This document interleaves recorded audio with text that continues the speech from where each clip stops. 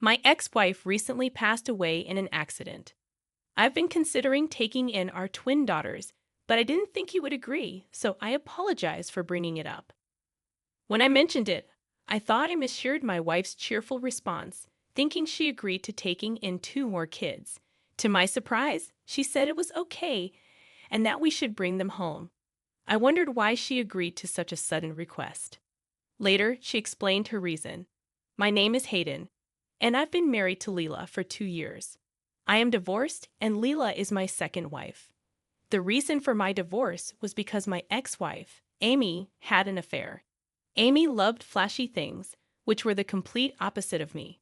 Her extroverted and friendly personality attracted many friends, unlike my introverted nature. She seemed to like that I had a good career at a well-known company and married me for it. Amy kept trying to get my attention, and I eventually married her. Life with lively Amy was enjoyable in its own way, and I'm grateful that she gave birth to our twin daughters, Moira and Clara, who are my treasures. When Moira and Clara turned 2, Amy suddenly told me she wanted a divorce because she was pregnant with someone else's child. I was shocked by how casually she said it and didn't understand at first. I was furious and demanded to know who the other man was. It turned out to be a foolish man she often met, one of her many friends who even attended our wedding. He betrayed me and stole my wife. Disgusted by the situation, I took Moira and Clara and stayed at my parents' house. We ended up divorcing, and both Amy and I had to pay alimony, but I couldn't win custody of the girls. I knew it was difficult for a father to win custody, but since my wife was the one who broke our marriage, it was especially hard to accept. I couldn't change the decision and was only allowed to see Moira and Clara regularly in exchange for child support payments. I looked forward to the days I could see them and made sure our time together was filled with fun memories like going to theme parks and zoos. However, living together was no longer an option, and after returning the girls to Amy, I found myself crying alone on the bus ride home, realizing my heart was empty after losing my wife and daughters. I was feeling so mentally drained that I couldn't see a reason to keep going. A grown man crying on a bus must have been a strange sight, as the other passengers started to move away. Then, a woman named Leela approached me out of concern. She asked if I was okay and suggested we get off at the next stop together. Leela wasn't just being curious or showing pity, she genuinely cared. It struck me as unusual and made me wonder why she would be kind to someone like me. When I told her I was fine, she insisted that people who are fine don't cry and handed me a handkerchief. She insisted on getting off with me at the next stop. I tried to deflect her kindness, but she found a bench at the bus stop where I ended up sharing my sad story. Layla listened intently, nodding along, which made me feel like she truly cared. Lila's words gave me hope. She assured me that while I might be going through a dark period, brighter days would come. Her kindness truly saved me. Using the excuse of returning her handkerchief after washing it, I got her contact information and started meeting her often. As I got to know Leela more, I realized she was different. She cared for everyone and was kind to all. Despite her occasional clumsy mistakes, she was genuine. Eventually, I suspected there might be something more to her kindness, but she wasn't the type to have hidden motives. Her sincerity and occasional blunders, followed by asking me for advice, made me fall in love with her. I took the first step and proposed to Leela. Leela, you've brightened up my life. Will you marry me? I'll never forget the moment she smiled happily at my awkward proposal. Even after Leela and I had a son named Tom, I continued to visit Moira and Clara regularly. Leela knew about the child support payments and that I had twin daughters.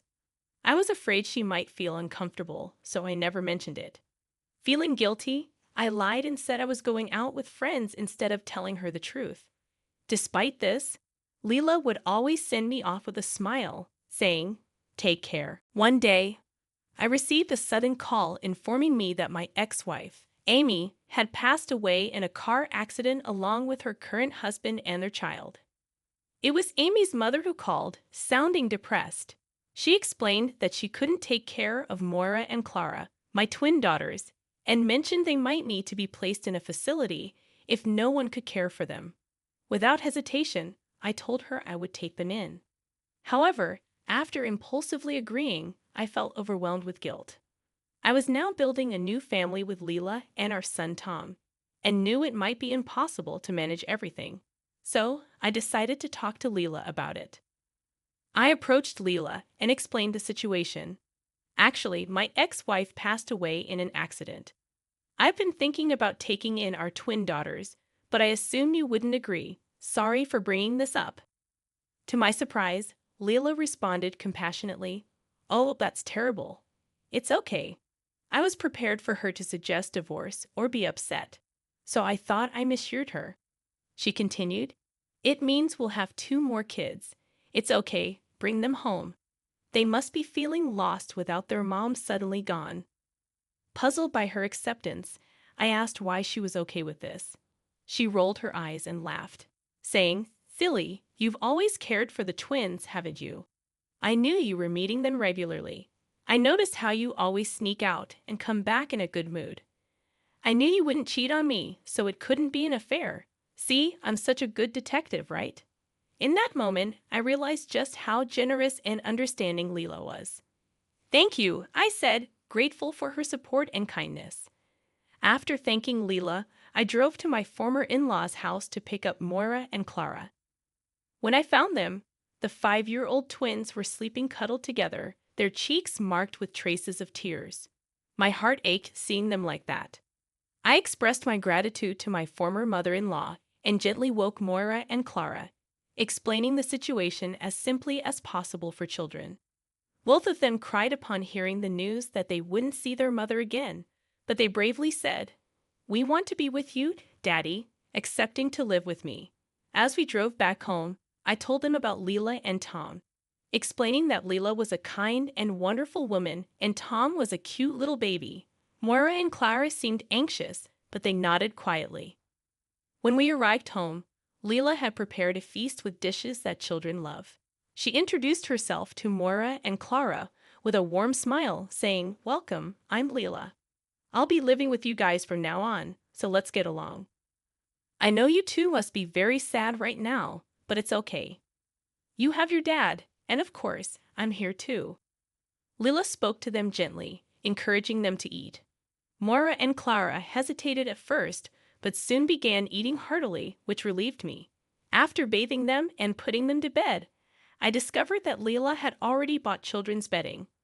She had carried it home herself since I had taken the car. Leela laughed it off, but I was truly grateful. Moira and Clara initially refused to sleep with Leela, so I ended up sleeping between them. When I apologized for their behavior, Leela reassured me, saying, "It's too sudden for them. For a while, you'll be their main support. Don't worry about me, just do your best." During the night, Moira and Clara cried in their sleep, making it a heart-wrenching night. However, living together went smoother than I had expected. Leela didn't mind when the twins looked at her suspiciously. She scolded them like a real mother when they misbehaved and comforted them gently when they cried. As we settled into our new life together, it became clear that Amy hadn't been very affectionate towards the twins. Moira and Clara tried to do everything by themselves, from getting snacks out of the fridge to putting away their clothes. Initially, I thought they were quite independent, but their behavior seemed unusual. As Leela and I discussed Amy's neglect of Moira and Clara, we realized just how little care Amy had taken of them. The clothes sent for Moira and Clara were extremely limited, and when Leela cooked for them, they asked hesitantly if Leela would give them food too. They were puzzled by simple routines like taking a daily shower, having been used to bathing only once every 2 days. It was also odd that Amy went on trips with her new family, leaving Moira and Clara behind. It became clear that the girls had been treated poorly, and I couldn't contain my anger. I can't forgive Amy or her husband. They had a duty to make Moira and Clara happy after gaining custody, yet why didn't they take care of them properly? I trembled with rage, but Amy and her husband were no longer alive for me to confront. I felt powerless, clenching my fists in frustration. Leela comforted me, saying, "Hayden, I understand your anger. Not properly caring for adorable kids like Moira and Clara is infuriating. But there's no use holding onto anger towards people who are no longer here. The best revenge on Amy and her husband is making Moira and Clara happy with us. Let's pour all our love into them and Tom, not getting caught up in anger or hatred towards those who've passed. Her calm and compassionate words moved me deeply. I blamed myself for not realizing how Moira and Clara were being treated despite meeting them regularly. Lila comforted me, saying, "It's okay, Hayden. You're doing everything you can." I dedicated myself to being a good father for Moira and Clara, and of course for Tom, fulfilling my responsibility as a parent. Over time, Moira and Clara gradually warmed up to Lila's bright and friendly demeanor. Initially wary of her, they eventually wanted to sleep next to Lila. When they argued over who got to be closer to Lila, she hugged them both and said with a smile, "No need to fight over me. I love you both, so it's okay." Lila's positive and reassuring presence was like magic. Her constant assurance was a salvation for Moira, Clara, and me.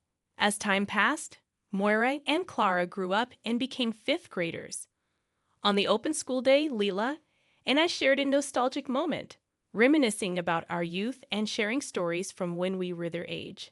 I remember attending Moira and Clara's school to make a presentation about feelings towards parents and personal treasures.